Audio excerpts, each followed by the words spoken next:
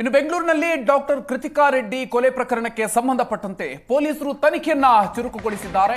ಈ ಸಂದರ್ಭದಲ್ಲಿ ಆರೋಪಿ ಮಹೇಂದ್ರ ರೆಡ್ಡಿ ವಿಚಾರಕ್ಕೆ ಸಂಬಂಧಪಟ್ಟಂತೆ ಸಾಕಷ್ಟು ಮಾಹಿತಿಗಳು ಹೊರಗೆ ಬರ್ತಾ ಇದೆ.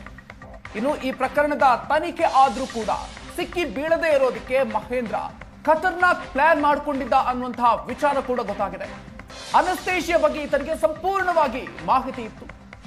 ಸರ್ಜನ್ ಕೂಡ ಆಗಿರೋದ್ರಿಂದಾಗಿ ಎಲ್ಲಾ ಮಾಹಿತಿ ಕೂಡ ಇತ್ತು. ಮನುಷ್ಯನ ದೇಹದಲ್ಲಿ ಹೆಚ್ಚು ಹೊತ್ತು ಅನಸ್ತೇಶಿಯಾ ಇರೋದಿಲ್ಲ. ಅನಸ್ತೇಶಿಯಾ ಕೊಟ್ಟ 4 ಗಂಟೆಯಲ್ಲಿ ಅದು 50% ಕಡಿಮೆ ಆಗುತ್ತೆ. ಪೋಸ್ಟ್ ಮಾರ್ಟಮ್ ಮಾಡಿದ್ರು ಕೂಡ ಅನಸ್ತೇಶಿಯಾ ಪತ್ತೆ ಆಗೋದು ಬಹಳ ಕಷ್ಟ ಅನ್ನುವಂಥದ್ದು ಆತನಿಗೆ ಗೊತ್ತಿತ್ತು. ಹೀಗಾಗಿ ಪತ್ನಿ ಕೃತಿಕಾ ರೆಡ್ಡಿಯನ್ನ ಕೊಲ್ಲೋದಿಕ್ಕೆ ಅನಸ್ತೇಶಿಯಾವನ್ನ ಆತ ಆಯ್ಕೆ ಮಾಡಿಕೊಂಡಿದ್ದ ಅನ್ನೋದು ತನಿಖೆಯ ಸಂದರ್ಭದಲ್ಲಿ ಗೊತ್ತಾಗ್ತಾ ಇದೆ.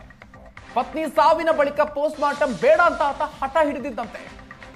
ಕೃತಿಕಾ ಮೃತಪಟ್ಟಂತ 4 ಗಂಟೆಯಲ್ಲಿ ಮೃತದೇಹ ಆಸ್ಪತ್ರೆಗೆ ತಲುಪಿತ್ತು. ಅಷ್ಟೊತ್ತಿಗೆ 50% ಅನಸ್ತೇಶಿಯಾ ದೇಹದಲ್ಲಿ ಕಡಿಮೆ ಆಗಿ ಹೋಗಿತ್ತು. ನಾಳೆ ಪೋಸ್ಟ್ ಮಾರ್ಟಮ್ ಆಗ್ಲಿ ಅಂತ ಮಹೇಂದ್ರ ಪಟ್ಟು ಹಿಡಿದಿದ್ದ ಅನ್ನೋದು ಈಗ ತನಿಖೆಯ ಸಂದರ್ಭದಲ್ಲಿ ಗೊತ್ತಾಗ್ತಾ ಇದೆ. ಇನ್ನು ಸಾಯೋಕ್ಕೂ ಮೊದಲು ಗಂಡನಿಗೆ ಕೊನೆ ಮೆಸೇಜ್ ಮಾಡಿದ್ಲು ಕೃತಿಕಾ. ಕಾಲಿಗೆ ಐವಿ ಮೂಲಕ ಅರವಳಿಕೆಯನ್ನ ಆರೋಪಿ ಮಹೇಂದ್ರ ರೆಡ್ಡಿ ನೀಡಿದ್ದ. ಈ ಸಂದರ್ಭದಲ್ಲಿ ಪತಿ ಮಹೇಂದ್ರಗೆ ವಾಟ್ಸ್ಆಪ್ ಮೆಸೇಜ್ ಅನ್ನ ಕೃತಿಕಾ ಮಾಡಿದ್ರು. ನನಗೆ ಕಾಲಿನ ನೋವು ತಡೆಯೋದಿಕ್ಕೆ ಆಗ್ತಾ ಇಲ್ಲ ಅಂತ ಹೇಳಿ ಕೃತಿಕಾ ಮೆಸೇಜ್ ಮಾಡಿರೋದು ಕೂಡ ಈಗ ಗೊತ್ತಾಗಿದೆ. ನಾನು ಐವಿ ಇಂಜೆಕ್ಷನ್ ತೆಗೆದು ಬಿಡ್ತೀನಿ ಅಂತ ಕೂಡ ಈ ಮೆಸೇಜ್ ನಲ್ಲಿ ಹೇಳಿರೋದು ಈಗ ತನಿಖೆ ಸಂದರ್ಭದಲ್ಲಿ ಗೊತ್ತಾಗಿದೆ.